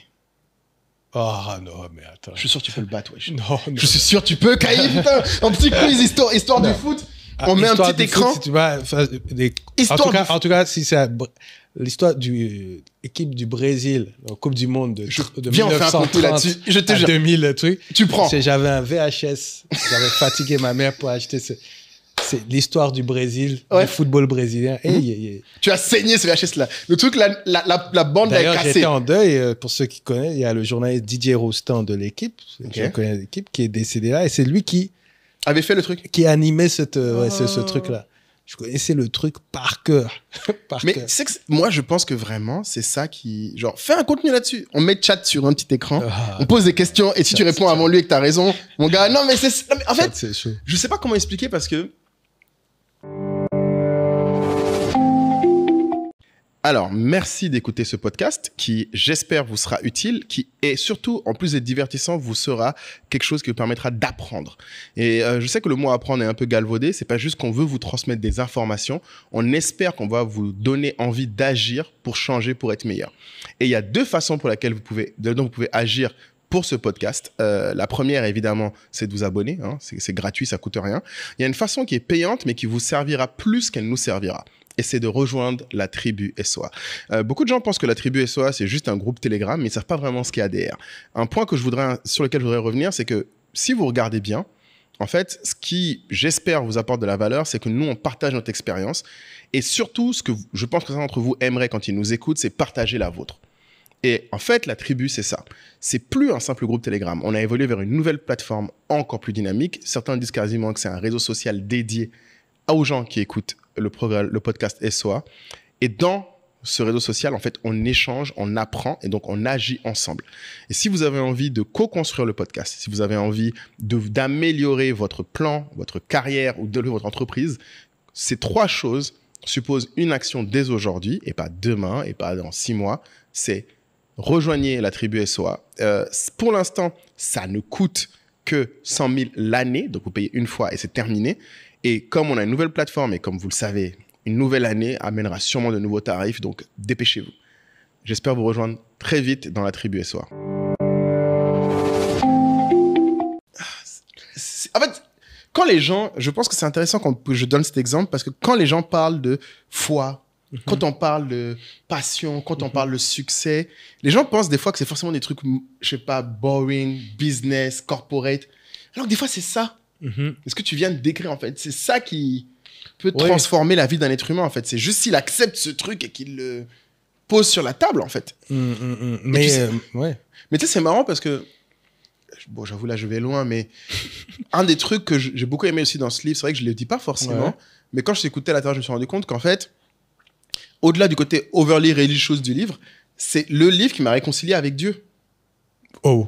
J'ai oublié de dire ça. Mais en fait, avant d'avoir lu ce livre, je disais toujours que j'étais athéiste. D'accord. Et que je croyais pas en Dieu. Okay. Mais en fait, la définition qu'il donne de Dieu dedans, c'est ce qui m'a permis de me dire, en fait, non, si je crois en Dieu, je crois en un ordre, je crois en une interconnexion entre les êtres vivants, je crois en tout ça. Et c'est ça qui m'a permis après d'aller relire le Coran.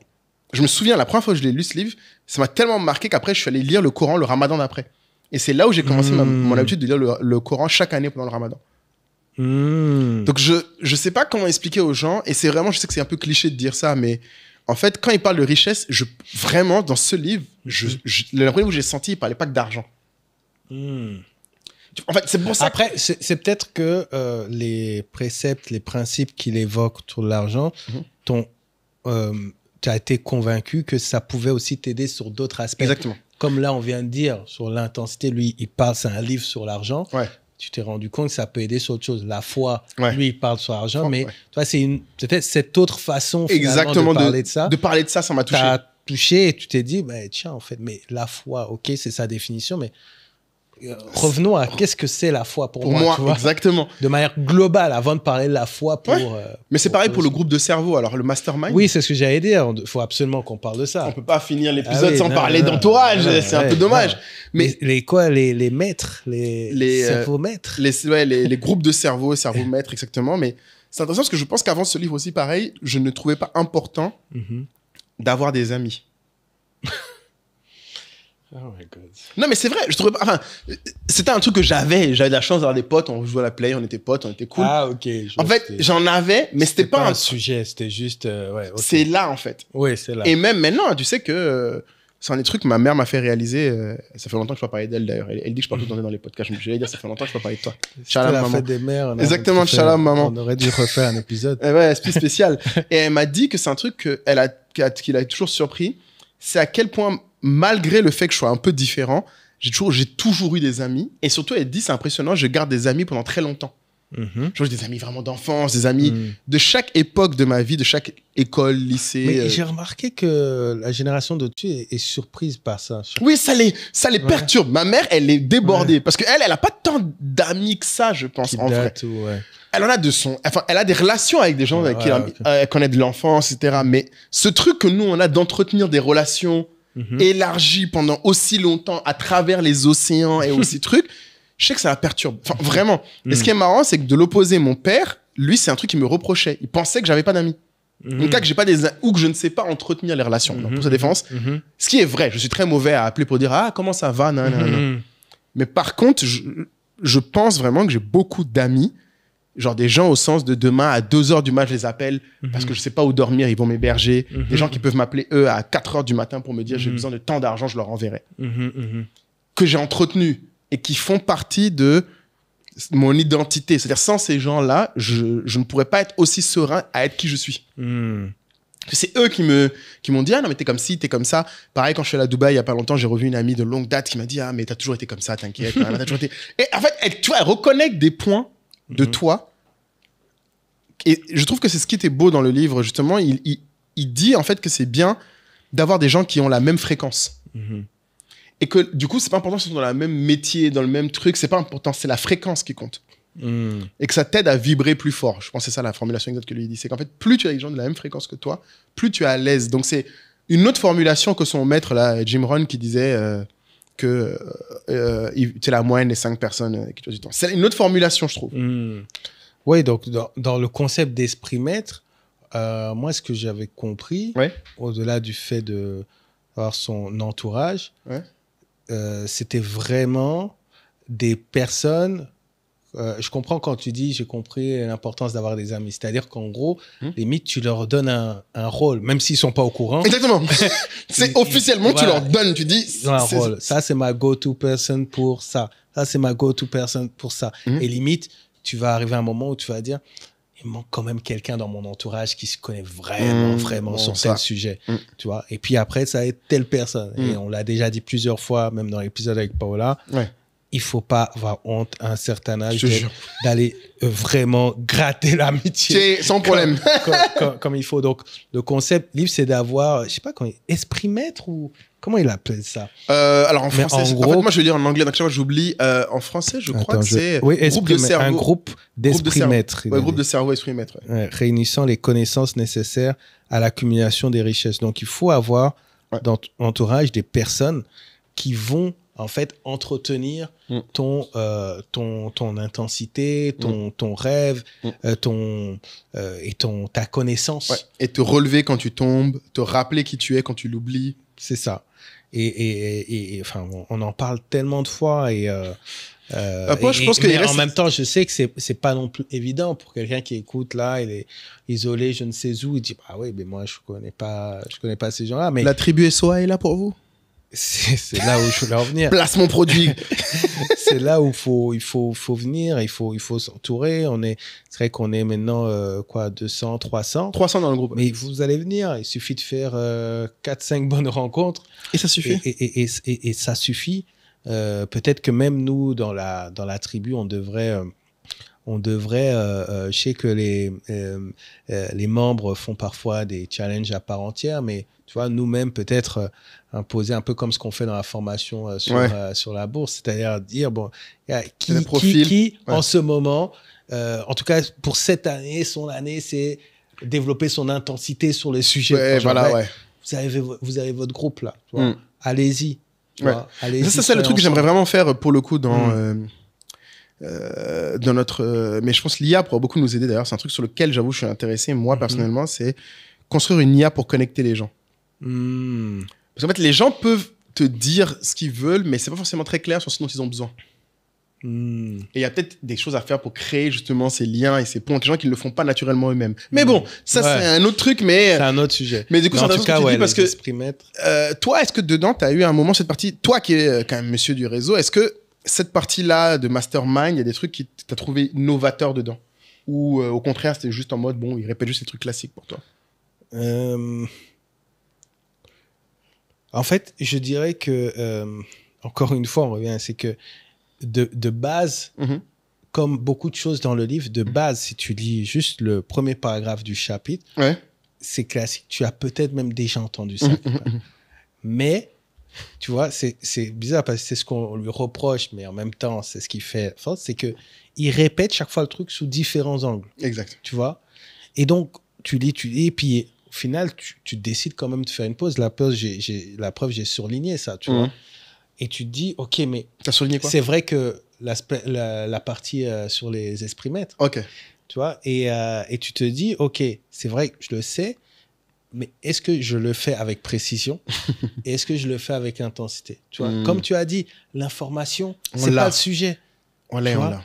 Et maintenant, tu vois, je m'impose lire les livres avec vraiment ce mindset. C'est pas l'information que je viens trouver. Exactement. Je viens trouver une instruction pour mon prochain move. Exactement. Prochaine action. Exactement. Pour ma prochaine action. Donc, du coup, OK, je sais ça, mais il faut, il faut être beaucoup plus précis. Il faut pas hésiter à poser des questions dans son entourage. Et voilà, la dernière fois, j'ai avec Laetitia sur... tu vois, notre conversation tournait pas mal autour de l'enrichissement de l'entreprise versus l'enrichissement de l'entrepreneur. Jusqu'à quel niveau tu te sacrifies, tu vois, comment est-ce que tu fais telle chose. Donc, c'est important. C'est important parce que ces livres-là ne te disent pas, en fait, ce que ton entourage va te dire. Il te dit juste, entoure-toi bien, tu vois.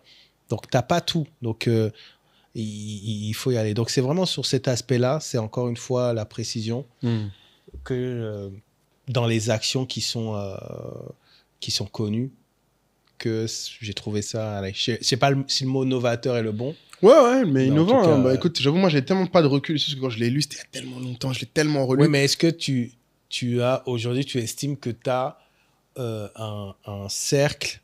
que tu peux interroger pour tes sujets de développement de... En tout cas, ça m'est pas arrivé depuis des années qu'il y ait un sujet sur lequel je ne sais pas vers qui aller, qui a une expertise. Ça fait très longtemps que ça m'est plus arrivé. Je me souviens la dernière fois où c'est arrivé d'ailleurs, c'était parce que je cherchais quelqu'un justement sur la fitness et la perte de poids. Et je m'étais rendu compte que je connaissais personne qui avait été gros. Parce que c'est pas la même chose de perdre du poids quand tu as été gros que de juste avoir toujours été en forme et dire tu veux perdre un peu. Tu vois, j'ai jamais eu dans mon entourage quelqu'un qui a été gros, qui vraiment perd. Et je me souviens quand c'était ça que je me posais cette question, c'était quand on est revenu en Côte d'Ivoire, je me suis dit, mais en fait, je connais personne qui est gros, qui a été gros. Et là, je me suis rendu compte qu'en fait, ma mère, si. Donc, j'en ai parlé beaucoup plus avec elle à ce moment-là. Mais en fait, c'est juste que je l'avais jamais jamais allé vers elle sur ces sujets-là. Tu vois, j'ai jamais été... Et ma mère étant plus modérée que moi dans ses propos, ça m'a pas marqué. Mais après, j'ai commencé vraiment un truc. Et donc non, tu vois, c'est des sujets, ouais, je pense que ça arrive, ça revient toujours, tu vois. Mais c'est... Mais moi, j'avais fait un exercice la première fois que je l'avais lu, où pour chacun de mes objectifs de vie ou enfin, quel qu'il soit, je me posais systématiquement là, et c'est aussi parti dans, malheureusement, celui-là, je ne mettais pas en drive ce document, mais j'avais un Excel où je mettais en fait toutes les expertises dont je pensais avoir besoin en fait pour atteindre mes objectifs. Et dès que, un peu dans la lignée de mon agenda. De ton agenda, mais même là, truc. c'était plus précis parce que c'était vraiment, comme il dit, cerveau-maître. C'est-à-dire qu'en gros, si j'ai rencontré quelqu'un qui m'impressionnait dans le storytelling, c'était pas juste j'avais son contact, il était dans ce document-là, dans ce fichier-là, tu vois. Mais je l'ai jamais fait après pour les sujets par exemple, de développement financier, etc. Tu vois. Ça, c'est un truc que je pense que je vais faire. Ouais. Parce que ça facilite. Tu as une question, tu vois directement vers qui aller. Donc, j'avais ce truc-là. Ouais. Non, c'est intéressant. En tout cas, moi, j'avoue, un des trucs, bon, quand j'y repense avec tout ce temps, quand tu te dis, là, on fait beaucoup l'apologie du livre, mais c'est vrai que maintenant, plus je le lis, plus avec du recul, bon, peut-être que je suis devenu un peu plus hotep et un peu plus force au noir qu'avant. Je me rends compte quand même que c'est écrit d'un point de vue très américain. Ah oui, bah oui. En fait, ça, il faut le dire, oui. Avant, je le sentais pas. Franchement, je dis la vérité. Avant, moi, j'étais un carré dans l'esprit, je pense, je voyais pas le truc. Mais maintenant, je me souviens, la dernière fois où je l'ai relu l'an dernier, ça m'a quand même un peu dérangé. J'étais en mode, mais en fait, il y a aussi ce truc aussi, bon, c'était aussi à l'ancienne, que j'ai mis dans les trucs qui me dérangent beaucoup, moi, c'est ce côté, il survalorise les self-made man. En mode, si t'as hérité, t'es un loser. Et ça m'énerve. Je sais pas d'où ça sort. Oui, c'est vrai qu'il dit ça. Je ne sais pas d'où vient ce truc. Et c'est un truc que je trouve beaucoup d'entrepreneurs d'ailleurs entretiennent. Il y a ce mythe qu'il vaut mieux avoir eu de l'argent qui vient de rien. En gros, quelqu'un qui vient de rien a plus de valeur que quelqu'un qui a eu de l'argent au début. Je ne sais pas d'où ça sort. Et ça m'énerve parce que quand tu regardes bien l'historique de la création de richesse, déjà, il y a autant de gens qui ont hérité que de gens qui ont eu. Il y en a plus, pardon, que de gens qui ont hérité que de gens qui ont eu, qui ont réussi à faire des grosses choses après. Et quand tu regardes, surtout en Afrique, moi j'ai une conviction, c'est qu'en fait, on a plus besoin de grosses sociétés que de plein de petites. Et donc, du coup, c'est plus simple pour des gens qui héritent de choses d'avoir des impacts disproportionnés sur nos horizons, sur nos pays, que d'essayer d'avoir plein de petits gens qui montent à faire des petites boîtes. Pour reprendre l'épisode dont on a parlé l'autre jour là, sur les niveaux, il vaut mieux qu'on ait plus de boîtes niveau 10, genre 3 niveaux de 10, valent mieux que 3000 niveau 1. Tu vois, en fait, et c'est ça qui, du coup, j'ai du mal à réconcilier dans ce livre. Après, je pense que c'est peut-être les États-Unis, parce qu'à l'époque, c'est très... comment expliquer ? Ouais, je pense que c'est très lié aussi à l'époque du livre. Parce qu'il faut vraiment se remettre dans le contexte. Ouais. C'était... D'ailleurs, moi, au début, la première fois, je pensais même que c'était écrit beaucoup plus tôt que ça. Ouais, t'es dit 1930. Ouais, non, même 1910. Ouais. Tu vois, j'ai l'impression que c'est écrit par un gars qui a vu La ruée vers l'or. Ouais. Tu vois ? C'est ça. Et cette vibe de... Et après, pour avoir fait un peu de recherche sur le livre, c'est vrai que c'est aussi l'époque où, tu sais, ils avaient encore... Eux, ils ont un ressenti très fort sur l'aristocratie. Ça reste des gens qui se rappelaient encore que les Britanniques les avaient essayé de reprendre leur terre. Donc, ils restent dans une logique, tu sais, dans le Far West, la ruée vers l'or, où... On est tout seul. Voilà, c'est l'explorateur, c'est le gars qui a hérité, c'est l'aristocrate british. Donc, pour eux, dans leur... Ce qui est marrant, parce que quand tu regardes les États-Unis d'aujourd'hui, ils ont même une terminologie pour les gens qui viennent de grandes familles, legacy. Tu sais, quand tu es un legacy, tu rentres plus facilement à Harvard. Il y a plein de trucs que tu fais, que tu peux faire facilement si ta famille a déjà fait ces choses-là. D'accord. C'est une typologie. Tu tapes being legacy, of being from legacy families in the US. C'est connu. Il y a des écoles pour les legacy. C'est un concept. Même dans Suits, ils en parlent. Genre, yo, legacy or not. Tu vois, il y a un truc qu'ils ont d'abord, je pense, à cette époque, ils faisaient une grosse opposition. Et ça me fait rire qu'en Afrique, on essaie de reproduire ça maintenant. Il y a un truc qui est devenu en mode, ouais, si t'es pas... toi, tes parents avaient de l'argent avant. Et alors combien de gens on connaît qui ont des parents et de l'argent qui n'ont rien fait Ou au pire, qui sont finis, maintenant, ils n'ont plus rien. Ouais, ça, tu vas avoir du mal à... Enfin, Je vais faire le plaidoyer, mais tu vas avoir du mal Non, à les le gars, à non, le mais, changer. non, mais c'est un truc, en tout cas, personnellement, c'est une conviction profonde. Je ne pense pas que, à partir de rien, fait de toi quelqu'un de mieux que quelqu'un qui a quelque chose. Je vois pas d'où ça vient. On vous juge juste à ce que vous avez comme résultat. Parce que lui, il a des inconvénients que toi, tu n'avais pas, et toi, tu n'as pas. Les gens vont dire, il avait des privilèges. Peut-être. Mais je sais qu'il avait aussi des inconvénients. Pour avoir vu beaucoup de gens qui ont eu de l'argent quand ils sont nés, ils partent avec un niveau différent de pression. Ouais, mais après, ils vont te dire, mais lui, son frigo, il y avait quelque chose. Tu vois, on te renvoie des choses. Mais les gens vont te dire primaires. que, justement, il n'a pas eu la faim que toi, tu as, qui fait que toi, tu as des trucs que tu feras, il ne pourra jamais on faire. revient à l'exemple des frères. Des frères. Voilà, c'est ça, voilà, j'avoue, c'est exactement ça. En fait, quand tu lis Napoléon Hill, c'est ce truc qui me dérange. Il y a ce côté, là, que tout le monde peut le faire tant que t'as la foi, mais il a aussi ce côté où, genre, il met trop en avant tu dois le faire, surtout quand t'as rien. Je sais pas comment expliquer. Limite, si t'es riche et que tu lis Napoléon Hill, je pense que t'es mal à l'aise. Ouais. Je sais pas comment t'expliquer. Il y a un truc où tu Mais te ça, dis- c'est vraiment lié à l'époque. Moi, Ouais, tu penses ça. Ces passages-là, je fais pas vraiment attention. Après, il y a aussi le truc qui est très américain, parce que je vois beaucoup maintenant dans les podcasts comme All In Podcast que j'écoute et tout, les Américains ont vraiment un complexe de supériorité qui commence à me fatiguer. En fait, ils pensent vraiment que le monde, ils sont les héros du monde. En fait, Ça a toujours été le cas. je sais, D'ailleurs, c'est très étonnant que ça soit encore le cas parce que. c'est plus en trop le vrai. Ouais. Non, mais je comprends que eux ils défendent ce positionnement parce que c'est l'histoire américaine. Mais après, ce qui est très intéressant, c'est que tu vois bien que nos petits frères, nos petites sœurs, les États-Unis, Je suis pas fan. c'est Non, pas mais comme Moulay en baggy qui c'est rêve clair. de- On était là, on Tu chantait vois. Hit 'em Up, on était là, voilà. Donc voilà, mais je pense qu'ils en sont quand même, conscients parce que tu les vois dans les batailles, géopolitiques, ça s'intensifie, géoéconomique même avec Trump, la Chine, etc. Tu vois, ils savent. Ils Non, le mais ils savent. sentent que ça commence à partir. Ils le Et je sentent. pense qu'ils. Mais l'Américain moyen ou Ouais. Mais du coup, ils surcommuniquent dessus. Et c'est un truc qui, je trouve, en fait, avant, ça me dérangeait pas. Je sais pas comment expliquer. Plus le temps passe, maintenant, peut-être, je sais pas si c'est l'âge ou c'est moi, l'environnement. en fait, pour moi, tu vois, l'Américain, c'est un personnage. Peut-être que c'est Hollywood qui. C'est son rôle, en fait. C'est ça. Il est dans son rôle. Tu Dans vois. son rôle de dire. Tu vois, c'est comme il dit quand il y a le nouveau président, c'est chaque fois leader of the free world. De où? J'en veux plus free que qui? Vous, votre coin, là. Donc pour moi, honnêtement, les États-Unis se sont enfermés dans une caricature, mais je pense qu'ils assument en fait. Ils assument cette caricature, tu vois. Encore plus avec Trump, tu vois. Mais du Donc, coup, c'est ce qui me pousse à espérer qu'on ait des livres de ce type comme Napoléon Hill qui seront écrits par des Africains. Pour revenir sur le truc ça, écrivant. c'est une belle conclusion, oui. Ça, c'est En clair. fait, je sais pas comment expliquer. Tu vois ce que je veux dire? C'est le. Autant je valide l'intensité, le message, la forme, la portée que ça a eu dans ma vie, autant maintenant j'en arrive au stade où c'est aussi pour ça que, tu vois, on pousse de plus en plus les trucs de conviction. J'aimerais de plus en plus soutenir ces voix à conviction qui ont des convictions avec lesquelles je peux être d'accord ou pas, mais il faut qu'on ait notre propre folklore, notre propre bibliographie. Si, c'est ça, si, je comprends totalement nos paradigmes, tu vois, et peut sortir peut-être de l'oral pour laisser plus de traces, pour que les autres générations puissent lire. C'est pour ça qu'on disait, Fabrice, faut qu'il vienne parler du livre.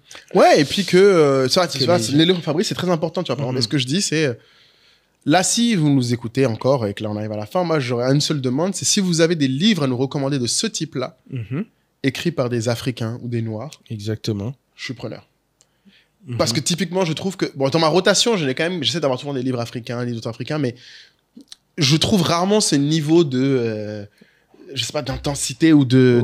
Mais après, il faut voir, parce qu'il y a aussi une derrière. Ouais, il y a une communication, c'est-à-dire entre les recommandations d'Amazon, etc. On est un peu matrixé. Oui, c'est ça. Tu vois, mais on consomme ça. Quand je t'ai dit, je fais ma liste, tu vois, je me suis dit, bon, avant d'aller quelque part, je dois faire ces bases-là. Et tu vois, et les bases sont américaines. Non, mais ouais. Et surtout, là, tu vois, un truc que j'ai remarqué, en ce moment, je lis beaucoup des œuvres de recherche, des articles de recherche. Souvent, en fait, beaucoup de questions que tu te poses, il y a des gars qui ont fait des recherches dessus, il y a des chercheurs qui publient en général.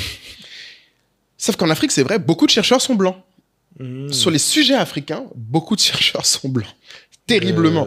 Après, c'est normal. CNRS, non. CNRS, etc. Ouais, c'est normal parce que la réalité, c'est que la recherche, souvent, c'est un métier d'oisif. Il faut avoir de l'argent pour faire de la recherche. C'est comme les philosophes, souvent, c'est des riches, c'est pas des pauvres. Tu peux pas t'asseoir et réfléchir si t'as pas d'argent. Donc, et en tout cas, c'est pour ça qu'aussi, j'appelle les gens riches à faire plus ces choses-là. À avoir des convictions, à travailler, à investir le temps que leur donne leur argent, à essayer de pousser des opinions africaines, des convictions africaines, mais... Après, aux maisons d'édition, Mais les gens suffisamment riches, des fois, n'ont même pas besoin. Moi, ce qui me fait peur juste des fois, c'est comme tu as dit, des fois, il n'y a même pas la com. Tu vois, je suis convaincu qu'il y a un nombre incroyable d'ouvrages, de recherches écrits par des Africains passionnants, juste on ne sait pas. Parce qu'il n'y a personne qui fait le boucan autour. Donc, je me porte avocat de ces trucs. Ces gens qui et notre livre. Ah, gars, commence pas. Bon, merci à tous d'être venus jusque-là. Le gars veut gâter le coin.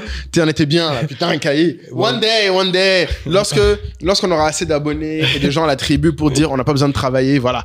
On pourra se faire des livres, nous aussi, tiens. Bon. Abonnez-vous.